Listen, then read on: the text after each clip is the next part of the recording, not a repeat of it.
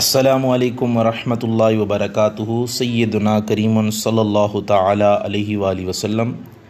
سورۃ الملک، پارہ نمبر 29 اور 29 پارویں کی سورت نمبر 1۔ اور ویسے اس سورت کی جو ترتیب ہے وہ ہے 67 نمبر ہے ترتیب کے اعتبار سے۔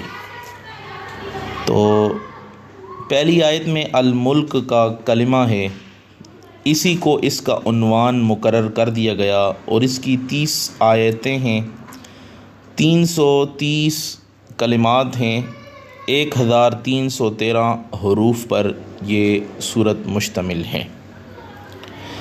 اس کا زمانہ نزول کیا ہے؟ اس کے مضامین سے پتہ چلتا ہے کہ عہد نبوت کے آغاز میں اس کا نزول ہوا۔ اس زمانے میں نازل شدہ دوسری صورتوں کی طرح یہاں بھی انسان کو بار بار غور و فکر کی دعوت دی گئی۔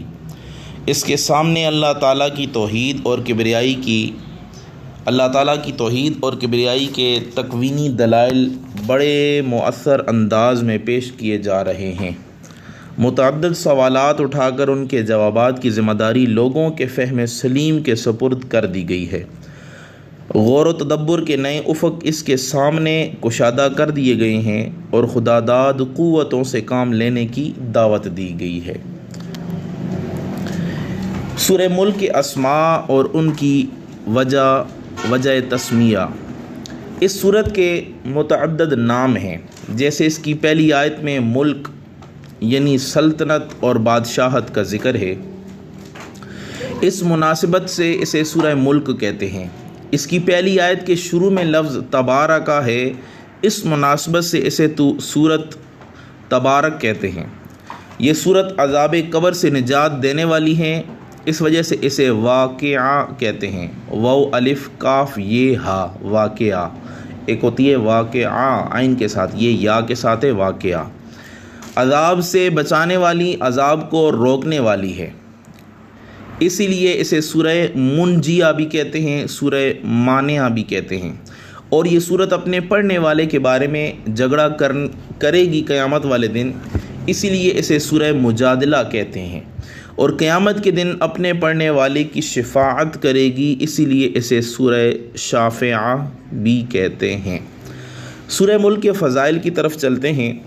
حضرت عبداللہ بن عباس رضی اللہ تعالیٰ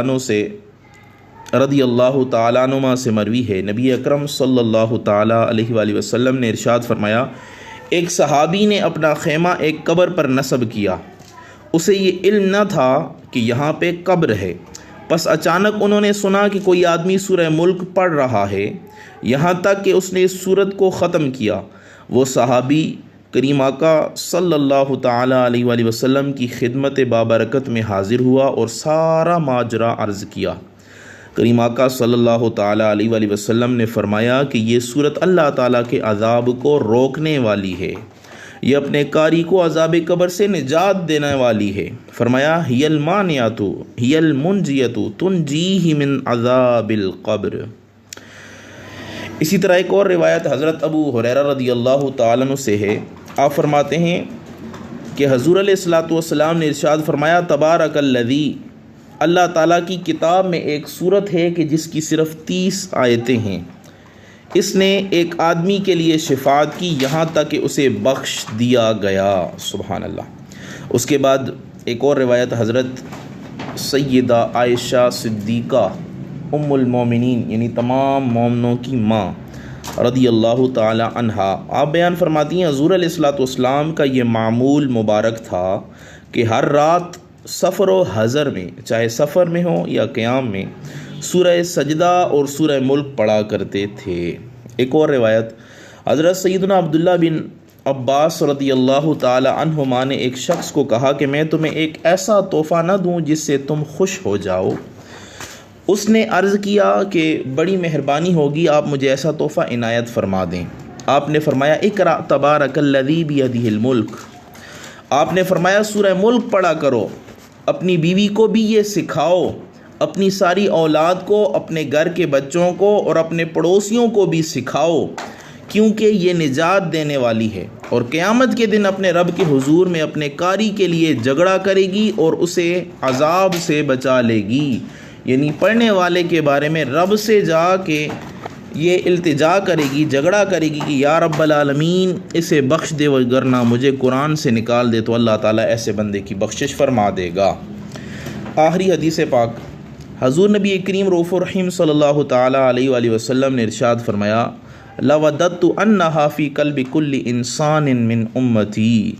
یہ بڑی قابل غور حدیث پاک ہے۔ حضور علیہ الصلوۃ والسلام نے فرمایا، میں اس بات کو بہت پسند کرتا ہوں، میری خواہش یہ ہے کہ میری امت کے ہر مرد و زن کو یہ صورت یاد ہو، ہر مرد و زن کے دل میں یہ صورت حفظ ہو۔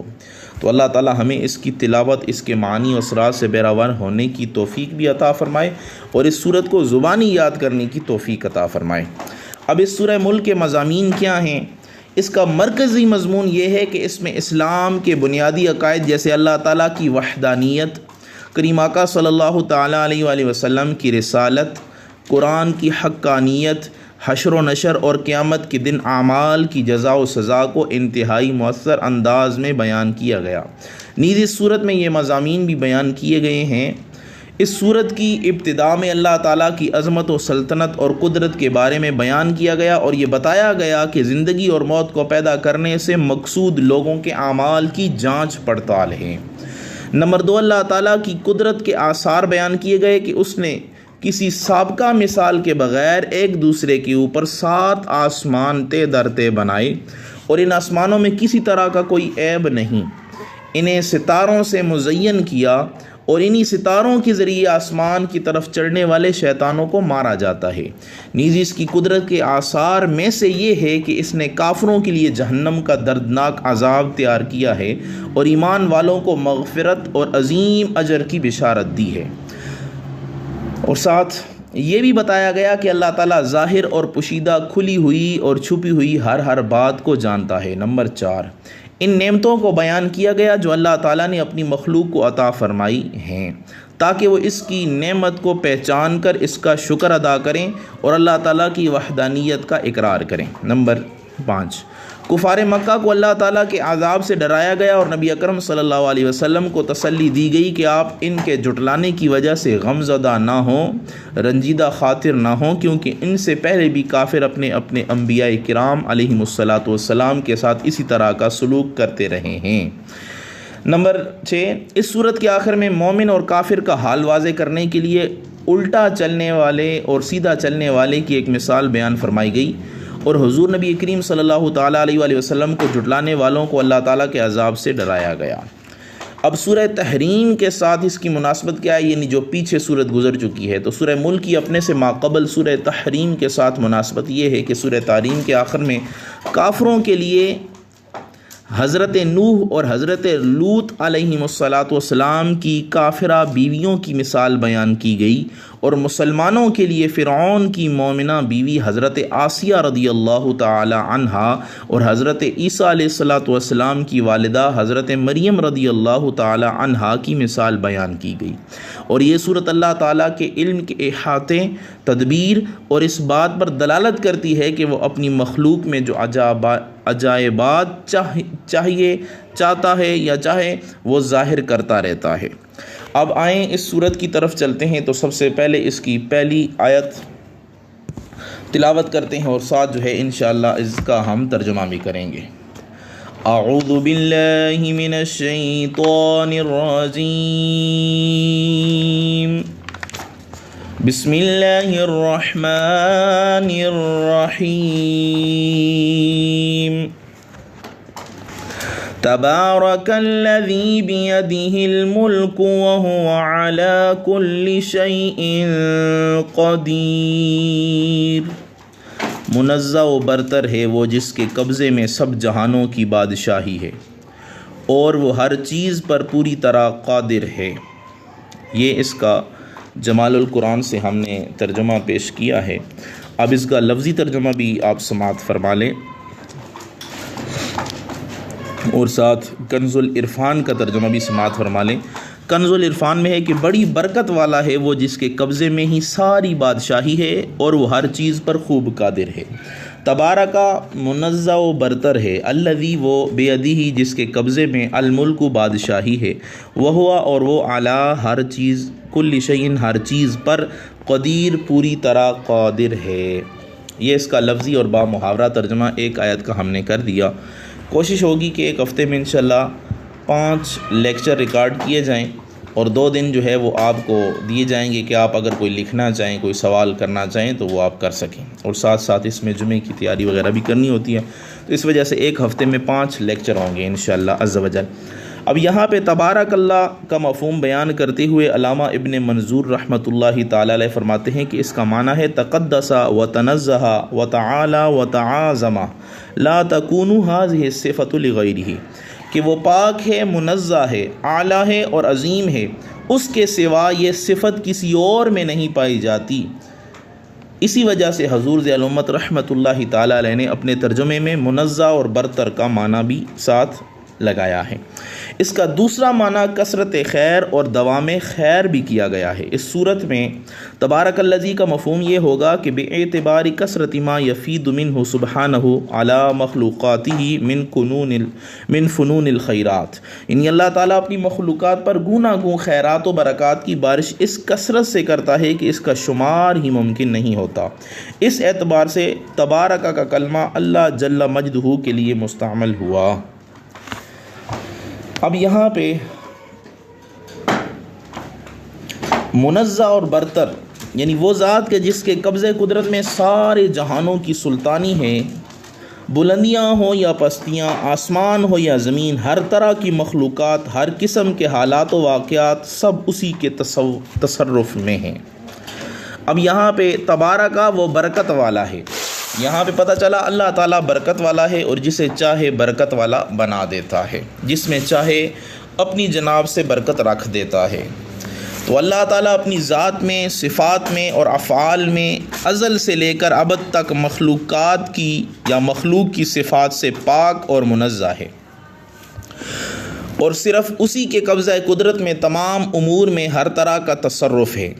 لہٰذا وہ جس چیز کا چاہے حکم دے، جس چیز سے چاہے منع کر دے، جو چاہے عطا کرے، جو چاہے نہ دے، جسے چاہے زندگی دے اور جسے چاہے موت دے دے، جسے چاہے عزت سے نوازے، جسے چاہے ذلت دے دے، جسے چاہے غریب بنا دے، جسے چاہے امیر کر دے، جسے چاہے بیمار کر دے، جسے چاہے شفا عطا فرما دے، جسے چاہے قریب کر دے اور جسے چاہے دور کر دے، جسے چاہے آباد کر دے اور جسے چاہے برباد اور ویران کر دے، جسے چاہے توڑ دے اور جسے چاہے ملا دے، اور وہ ہر اس چیز پر قادر ہے جو اس کی قدرت کے تحت آنے کے لائق ہے۔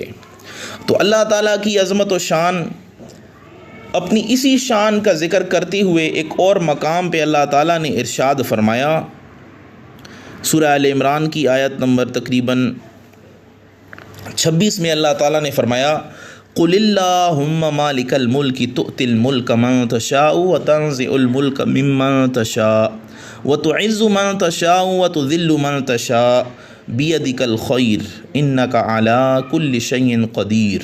یوں عرض کرو، اے اللہ ملک کے مالک، تو جسے چاہتا ہے سلطنت عطا فرماتا ہے اور جس سے چاہتا ہے چھین لیتا ہے، اور تو جسے چاہتا ہے عزت دیتا ہے اور جسے چاہتا ہے ذلت دیتا ہے۔ تمام بلائی تیرے ہی ہاتھ میں ہے، تیرے ہی دست قدرت میں ہے، بے شک تو ہر شے پہ قدرت رکھنے والا ہے۔ اور ایک اور جگہ ارشاد فرمایا سورہ مائدہ کی آیت نمبر 40 میں، أَلَمْ تَعْلَمْ أَنَّ اللَّهَ لَهُ مُلْكُ السَّمَاوَاتِ وَالْأَرْضِ يُعَذِّبُ مَن يَشَاءُ وَيَغْفِرُ لِمَن يَشَاءُ وَاللَّهُ عَلَى كُلِّ شَيْءٍ قَدِيرٌ۔ کیا تجھے معلوم نہیں کہ آسمانوں اور زمین کی بادشاہی اللہ ہی کے لیے ہے؟ وہ جسے چاہتا ہے سزا دیتا ہے، جسے چاہتا ہے بخش دیتا ہے، اور اللہ ہر شے پہ قادر ہے۔ ایک اور جگہ ارشاد فرمایا سورہ شورا کی آیت نمبر 49 اور 50 میں، لِلَّهِ مُلْكُ السَّمَاوَاتِ وَالْأَرْضِ يَخْلُقُ مَا يَشَاءُ يَهَبُ لِمَن يَشَاءُ إِنَاثًا وَيَهَبُ لِمَن يَشَاءُ الذُّكُورَ أَوْ يُزَوِّجُهُمْ ذُكْرَانًا وَإِنَاثًا وَيَجْعَلُ مَن يَشَاءُ عَقِيمًا انہ علیم قدیر۔